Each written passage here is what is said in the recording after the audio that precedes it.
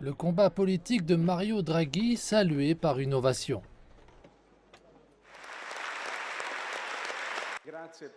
Merci, merci, même le cœur des banquiers centraux s'habitue parfois. Le Premier ministre est apparu brièvement à la Chambre basse avant de se rendre au palais présidentiel pour remettre sa démission pour la deuxième fois en une semaine.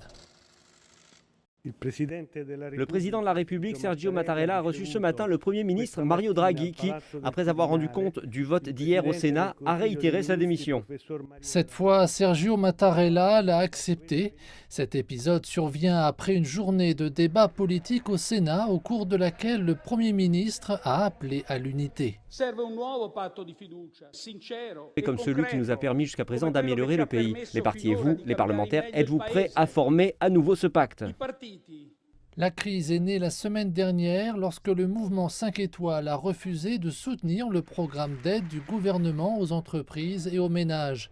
Finalement, le Premier ministre a emporté le vote de confiance au Sénat hier avec 95 voix contre 38, mais 3 grands partis de la coalition se sont abstenus, le mouvement 5 étoiles, la Ligue et Forza Italia. Une décision prise en dépit des appels de milliers de maires, de dirigeants d'entreprises et syndicaux du pays pour que Mario Draghi reste au poste le plus élevé jusqu'aux élections prévues l'année prochaine. Ce n'est pas le moment d'une crise gouvernementale, mais celui d'un redémarrage. Dans un moment aussi délicat que celui-ci dans le monde, cela semble irresponsable. Cette instabilité a par ailleurs suscité des inquiétudes internationales.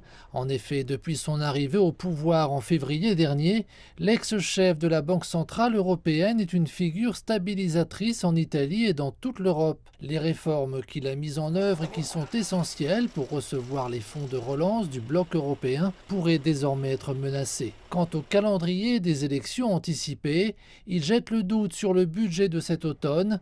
Un été marqué par l'instabilité dans le contexte d'un conflit, une pandémie, une inflation galopante, en plus d'une crise énergétique.